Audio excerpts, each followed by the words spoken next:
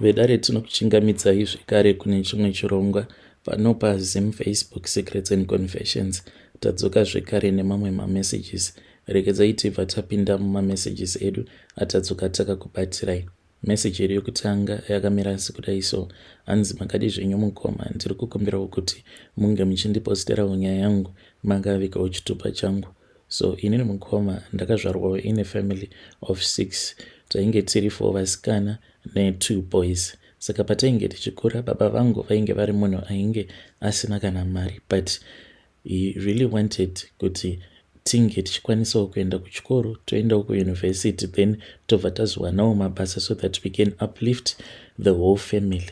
But iko zvinozvi ndikangoti dzinza rose pavanhu vakuru vangosara ndini, inini namukoma tiri vaviri. Dzinza rose rakapera kufa, kwangosara vana vadiki chete. Ende mukoma ndo vakapedza dzinza rose, vakauraya everyone including amai nababa vedu.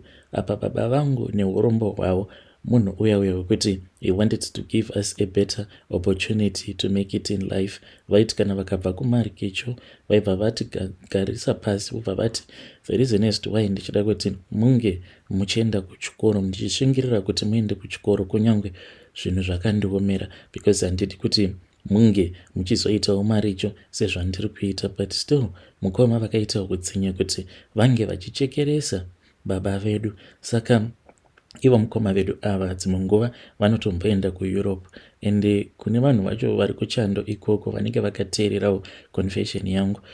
Dzimwe nguva unokwanisa kuchitogara nemunhu anenge atori neurombwa hwake usingatozvizivi, uchingoti as long as takasanganawo kunoko kuchando, munhu uyu haana mishonga yaanoziva. But mukoma vangu ivo vane kabhodhoro kavo ako kavanofamba nako, wherever he goes to, kabhodhoro ikako vanenge vainako. Mukoma vangu munhu uya wekuti vanogara vachingotsvaka n'anga dzedze dzinenge dzichinzi ndo dzinenge dzichipisa mazuva acho iwayo.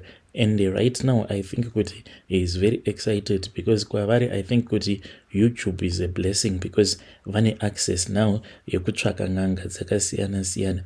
Kana muri semuno muZimbabwe, I don't think kuti there is any corner of Zim kwavasina kumbogara vakasvika. Munhu anongogara ari mudzin'anga dzakasiyana siyana. Saka ivo mukoma kuti titi why vakazongopindwa nemweya wasatani kudaro hatitombozivi, because vachibva kumusha vachienda kuTeachers College kuHarare, ivo mukoma vainge vatori munhu aitonamata vachitonzi muvhangeri, because takakura tichiendawo kuZayocha, nanhasi ndo kwandichiri kuenda. Saka taitofungidzira kuti maybe ivo mukoma vedu vainge vachazova pastor one day, but hey, amene kuti chii chakazoitika kuHarare, because vakazongotanga kungoita kutsinye kana kuchechi kwacho vakabva vatoregedza kuenda kuchechi. Mukomana chindinorangarira neimwe nguva apo mushure mekunge ndarwara, ndakamborwara ndikaita sekunge ndichafa. I think kuti ndaitombopota ndichitombofa ndobva ndamuka, because pandakanyanyisa kurwara, then ivo mukoma vakabva vazonditora vakabva vazoenda neni kubhinga. Ipapo handidi kunyepa, I thought kuti I was going to die when I was in his car, because vainge vakandiradzika kubackseat kwavo. I could even feel kuti mweya wangu, my soul was leaving my body. Vakati vakandiradzika at the back of his car, I was just sleeping there. Ndainge ndakangorara, but ndakangofura maziso angu. Mukoma, that was when pandakaona chikwambo ichi chakatopinda mumotikari yavo mukoma, ende ivo vakatochiona, but vakangogodzorera musoro vachirakidza kuti ndo mamhoresero acho avainge vachichiita. Saka chikwambo ichi it entered into the car nepawindscreen. Apa motikari yainge ichimhanya sei, chakangokaruka chatongonyuka mumotikari, ndokubva chatanga manje kukambaira chichiuya kubackseat kuya kwandainge ndiri. Chakati chakambaira chasvika kubackseat ndopachakabva chazotomuka, ndokubva chauya chikabva chandigara pachest. Chakati chandigara pachest kudaro ndakabva ndatanga kungogomera, because chainge chichindiremera apa. Kana simba rekuti ndinge ndichichibvisa ndainge ndisina. kana kuri kunzi ndo mafiro anoita munhu anenge aita zvekuchekereswa kana kuurawa nechikwambo munhu iyeye anenge achifa munhu iyeye anozosara kuzofa zvake but anenge arwadziwa. Mukoma chakaramba chakandigara kudaro, chakatarisana neni mumaziso, chainge chakamirira kuti ndinge ndichizofa. Ndakabva ndatanga kuchema. Ipapo kana simba rekuti ndinge ndichinamata ndainge ndisisina kana simba, ndainge ndongochema ndichingoti saka vana vangu vava kutosara vari nherera. Apa mukoma vainge vakandibvisa futi kumurume vachiti uri kushungurudzwa kumurume ikoko because vainge vasingadi kuti isu sevasikana tinge tichiroorwa. Vaingoda kungoti tinge tichingogara pamusha pevabereki nevana vedu. Ndozvandakatanga kuchema izvozvo kuti zvino vana vangu ava zvavasinawo ukama nehama dzababa vavo, kana inini ndikafa vana vangu dzatova kanherera idzi. Uye zvekare ndainge ndichitoona zvipoko zvainge zvichitotitevera, zvipoko izvi zvichitoratidza kutoti naizvozvo zvainge zvakatochekereswa namukoma wedu. Ndichitoona kutoti kunyange ndikafawo neni vana vangu handikwanise kuti ndinge ndichizopota ndichienda ndichinovatevera because ndichatongoitawo chipoko sezvipoko zvandainge ndichiona zvichiteverera mukoma wangu, but zvichiratidza kuti izvo zvainge zvisina simba. Ndakaramba ndongochema because ndainge ndava kuti inini at least pandainge ndichiri kukwanisa kushanda ndini ndainge ndichitochengeta vana avo vainge vakasiyiwa nemamwe masisters angu ose because ainge afa ose at that time vari 3 kudaro. But one of my other brother, he was the first one to die because vainge vari munhu uya ainge ari very vocal plus vainamata zvisingaiti. Saka mukoma vakangoti vachigraduate pavainge vava kushanda as a temporary teacher, then mukoma vamwe vaya vekuzofa vakabva vati taifanira kuti tinge tichizotsanya. Saka from there on mukoma ava vekuromba kana kumusha vainge vava kusada kuuya kumusha, vakazototanga kutoya kumusha mushure mekunge my second brother vazoshayika, ndopa vakabva vazouya. But tainge tava kutozviziva kutoti mukoma vedu kuHarare uko vainge vakaromba. Saka vana vose nherera dzose ndini ndainge ndichidzichengetana nanhasi uno ndini ndinodzichengeta. Panguva iyoyo mukoma ndakamboda kuti ndinge ndichinamata ipapo pavainge vachienda neni kun'anga yavo yekubhinga, but honestly I had no energy that was left in me anymore because ndainge ndagara almost 5 years ndichingorwara chete. Apa ivo mukoma manje vachiita sekunge vari kuda kundirakidza rudo. Pavakaona kuti munhu uyu anyanyisa kurwara, ndopavakabva vazotanga manje kufamba neni vachienda neni kuzvipatara zvakasiyana siyana. Hakuna chipatara chatisina kuenda muno muHarare, zvipatara zvose vakaenda neni kudzamara ndazotanga kupiwa mapiritsi eTB, but it was very wrong because umwe doctor akazoya achiti munhu uyu wamuri kupa mapiritsi eTB haana kana TB, but masymptoms acho ainge ari eTB. Zvinova zviri zvinhu zvekutoti zvakatondivhiringidza mupfungwa dzangu because ndakaita almost 9 months ndiri pacourse yeTB, and vakamboita TB vanoziva kuti mapiritsi acho aunonwa anenge akawanda sei, especially paya mazuva aunenge uchangotanga kunwa mapiritsi acho eTB. Mukoma ndakazoti ndava kuda kunopedza course iyeya, ndopakabva pazouya umwe missionary doctor akabva azoti ndaifanira kuti ndinge ndichiitwa mablood test uye zvekare nemakararwa. Vakatora makararwa angu and maresults paakazouya ainge atori negative because chakakonzeresa kuti iye ange achizoti ainge achida mamwe maextra test. It was because I was not even improving.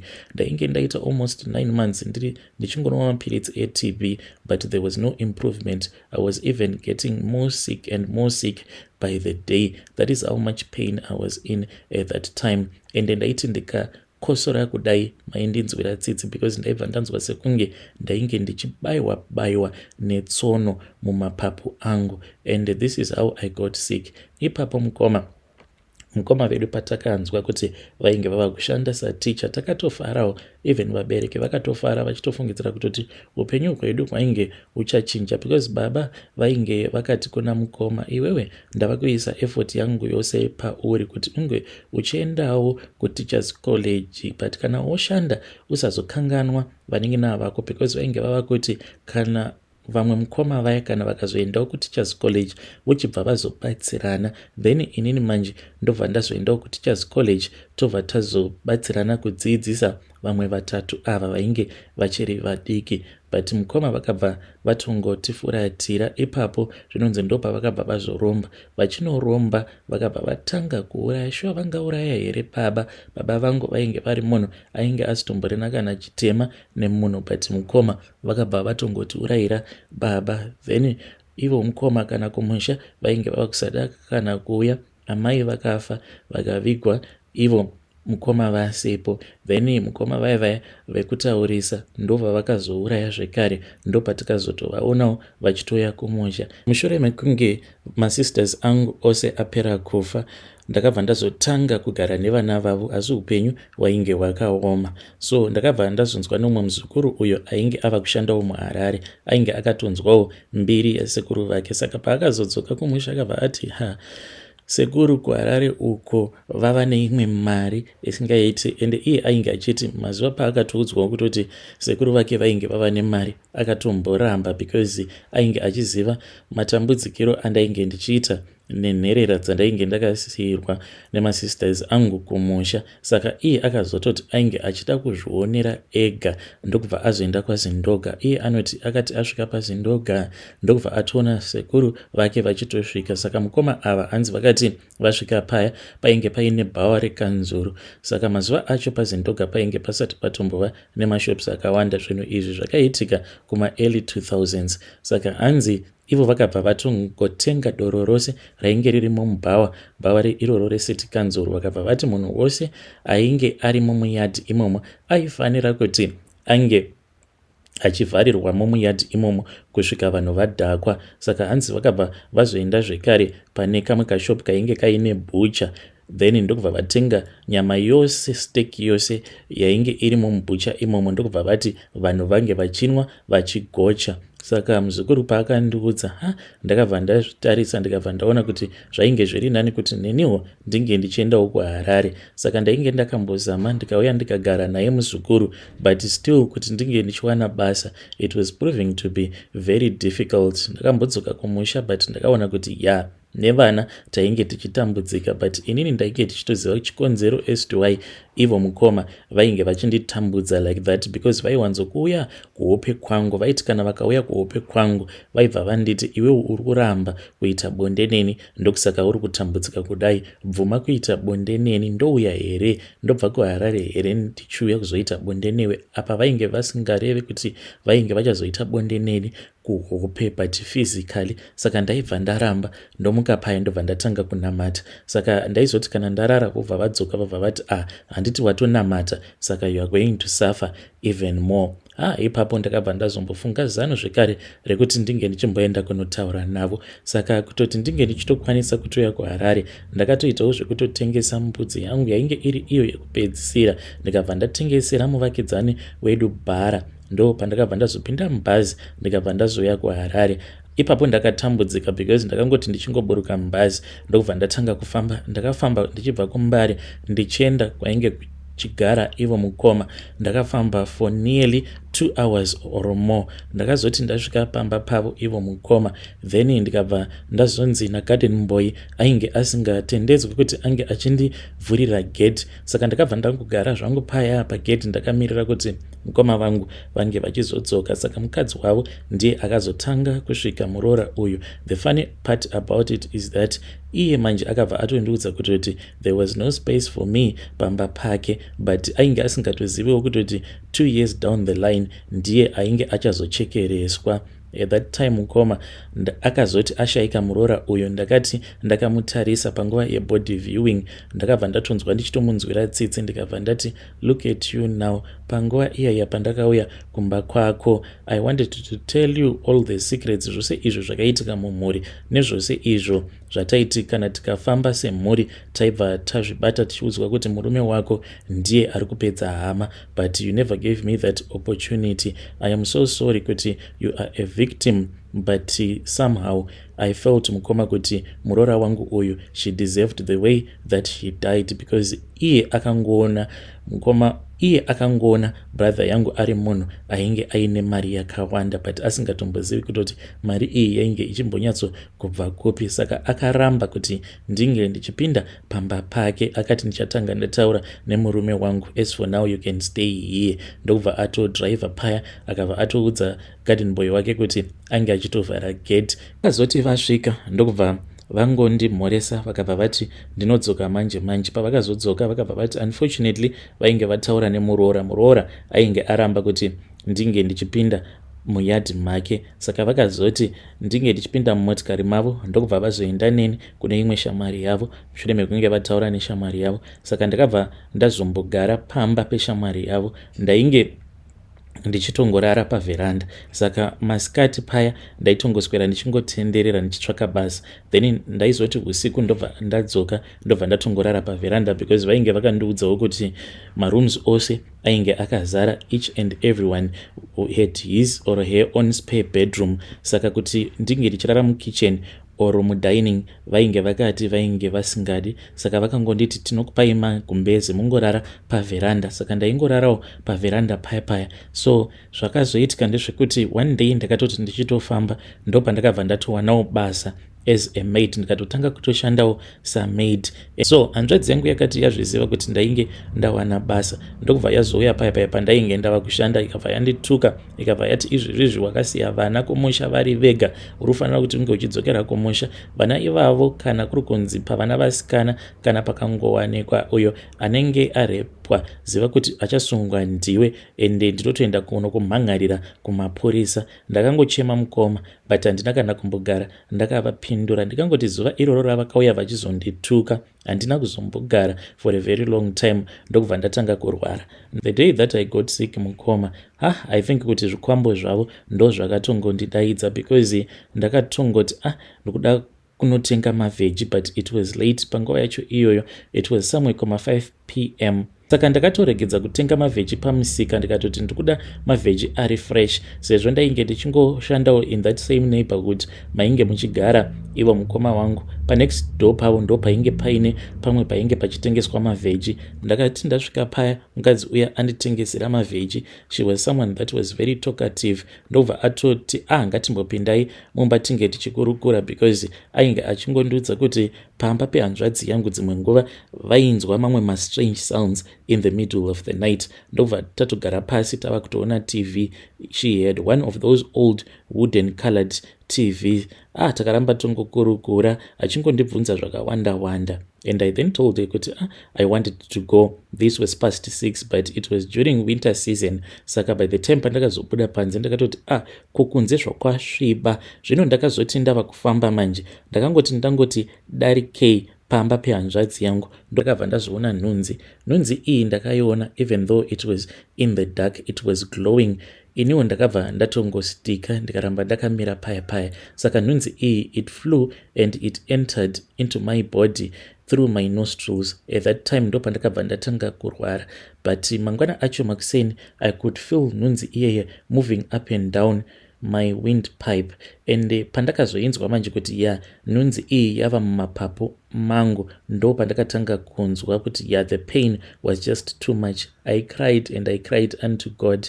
Ndainge ndichiti kana nhunzi yayo payaitanga kufamba, because iyo yaiwanzo kuti per day yaifamba 2 times, yaiwanzo kuti na 12 p.m. yobva yatanga kufamba, zvekare na 12 a.m. yobva yatanga futi kufamba. And I would cry kuti Mwari, I want to die, please just let me die. It is far much better to die than to suffer like this. Ipapo pandakatanga kurwara, then vanhu vaya vandainge ndichishandira vakabva vazonotaura nehanzvadzi yangu kuti hama yenyu yarwara kuno, achiita sekunge anondinzwira tsitsi. Akabva azonditakura, akabva azonondisiya kumusha. Akanondisiya kumusha kuya, but mukoma ndainge ndava kurwadziwa. Akanditengera magroceries akawanda. Chikafu chechi chakazosvika pakupera, zvekuti sabhuku akazotouya pamba akaona kuti munhu uyu ari kurwara, apa zvekudya haatomborina. Then sabhuku vakabva vazomhan'ara kuna headman, ndokubva vazonzi vainge vachifanira kutoti vange vachiuya neni ende vakazotoita zvekutouya neni by force vakabva vazondisiya mumaoko mehanzvadzi yangu. Mukomanashi ndakabva ndatanga manje kugara pamba pehanzvadzi yangu, but vainge vasingadi kuti ndinge ndichigara mumain house. Ndainge ndava kugara kuBoys Sky. Ikoko kwandainge ndichigara kuBoys Sky kwainge kuchityisa mukoma, kwainge kusina magetsi, and at that time I was very weak zvekuti dzimwe nguva ndaitadza kumuka kuti ndinge ndichibatidza candle because ndainge ndisingachakwanisi kurara murima nekuda kwezvimwe zvandainge ndichiona. Saka ndaitiwo zuva iro rekuti maid anenge auyawo, saka ndaitiwo musi uyo musikana wavo webasa paanenge andinzwira tsitsi ndopaayiuyawo obva asiya abatidza candle, ende aiti zuva raanenge asina kuuya kana ndikarara murima ndaibva ndatanga kuona vanhu vanenge vakafa. Vanhu ava vaitouya vobva vatotanga kutondiruma vachindiyamwa ropa rangu. Nanhasi uno I still have those markings on my right hand because vanhu vaingouya vachingondiruma pasame position. Makuseni ndaitoona ndichitobleeda usiku hwose ndinenge ndarara ndichingoyamwiwa ropa. Saka this even weakened me even more kuti each and every night I was losing my blood. It took me everywhere kumadoctors akasiyana siyana, but ainge achiziva kuti mine was not a physical problem but it was a spiritual problem. Pandaimuudza kuti ndainge ndichida kuti ndinge ndichiendawo kuchechi ndinge ndichimbononamatirwa, iye manje aibva azouya nevamwe vamufundisi. Avo vamufundisi vacho vaitoti kana vakatouya kuzotondinamatira zvaibva zvatoita worse. Usiku hwacho ihwohwo ndaizotorara ndichitoshungurudzwa.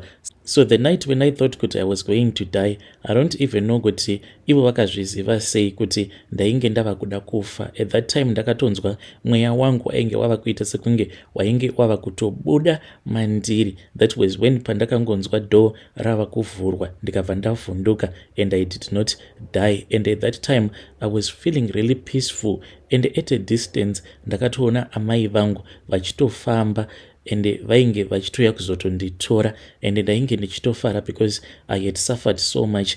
Dhopa rakavhurwa ndakatotsamwa ndichiona vari ivo mukoma. Saka havana kupinda. Zvavakaita vakangogara padoo. He had his other leg inside the room and the other leg outside. Vakagara padoo paya paya vakabva vatanga kutaura neni. Vakabva vanditi, dear sister, do you know kuti you are about to die? Mukomanashi, even though ndainge ndichivanzwa, but at that time kana kutaura ndainge ndava kusagona. I had lost the ability to speak. Vakabva vanditi, hanzvadzi yangu, ndikuda kuti ndinge ndichikupa chance yekuti unge uchizorarama, unge uchizoonawo vana vako vachikura. Ndopa vakabva vazoreurura. He confessed to me kuti ivo ndivo vainge vakauraya vamwe mukoma uye zvekare nemasisters angu uye zvekare nedzimwe hama including our parents. Vakabva vati uya ndakamuuraya, but ndainge ndichitoda kutoshandidzana naye, just that iye he was very talkative and was seeing everything zvandainge ndichiita. Saka ndakabva ndazomuuraya. He confessed everything on that night. Akabva ati ainge achida kundioffer a chance to live. Akabva ati sezvaunongogara uchingorota hope dzose idzo dzaunorota hakusi kunzi dzingori hope, asi ndinenge ndatouya kwauri, ende sezvaunoziva kuti kuhope kwako ndogara ndichikuudza kuti ndikuda kurara newe, not spiritually but physically. Unoda here kuti tinge tichirara tose, tinge tichisangana pabonde, not spiritually but physically? Ndainge ndichida kuti no mukoma, but ndakabva ndatanga kufunganirira idzo dzandainge ndakasiya kumusha. At that time kana kutaura ndainge ndava kusagona. Vakaramba vachingondibvunza kudzamara ndazongogutsurirawo musoro. That was the only way that I could communicate with him since I was unable to speak. I was too weak. Akabva anditi, do you mean kuti yes you agree kana uchigutsurira musoro kuti uri kuda kuita bonde neni? Ndikabva ndati hongu by nodding my head. Ndopa vakabva vazosimuka. He jumped up and he was very excited. Vakabva vamhanya vakadzokera kumain house. Ndakabva ndavanzwa vachitaura nemuroora. Vakataura for a very long time and vaita sekunge vainge vachinetsana, and I heard him reversing his car. Vakarivhesa motikari yavo kusvika vati ndi motikari yavo padhuzesa nedoor. vakabva varivhesa motikari yavo vachiuya kuBoySky kuya then ndopavakabva vazonditora mukoma. Vakangoita zvekungondizvuva kubva pamubhedha. Ko ipapo ndainge ndichiri kumborema here? Ndainge ndatongova just a skeleton. He then got me into the back of his car. Vakabva vataura zvekare nemuroora and he started driving. Ndokubva taenda kuBinga kuya. Takati tasvika kuBinga kumba kweng'anga yavo, pamba pacho painge pachityisa because painge paine mamwe mazimiti. Even though takazosvika mangwana acho, nekuda kwekuti pamba apa painge paine mazimiti akawanda, it was always dark at all the times. Kutoti waitofungidzira kutoti maybe zuva rava kutovira, izvo ainge achitori makuseni, like total darkness and very scary. Takamirirawo kuti tinge tichizopindawo mumatare, ndobva tazopinda mumatare muya, then inini ndakabva ndazoradzikwa pachimhasa. Then ng'anga iyaya yakabva yazotanga kutaura neni, ikabva yanditi kuti iwe unge uchizopora uri kufanira kuti unge uchibvuma zvose izvo zvauchazoitwa nehanzvadzi yako. Ndainge ndichingogutsurira kudai ndichingogomera because of the pain, knowing kuti hanzvadzi yangu yainge yava kutoda kutorara neni. Saka iyo hanzvadzi yangu yakabva yazopiwa mishonga, ndokubva yazonzi inge ichikurura nhumbi dzayo dzose, ndokubva yazotanga kuzorwa mishonga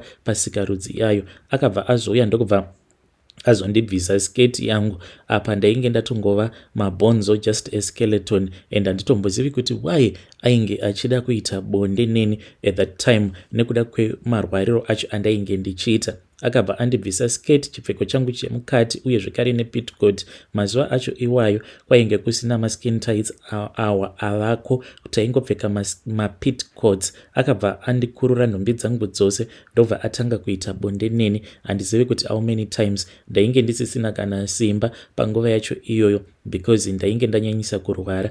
Ndakazopepuka paya and it was already late, and tainge tisisiri mumatare muyamya. Ndainge ndatoradzikwa mune imwe room. Ndo pandakazoti ndapepuka ndikabva ndatanga kunzwa kuti ndainge ndava kunzwa nzara. Ndikabva ndazonzi ndinge ndichibikirwa porridge riya reushushu.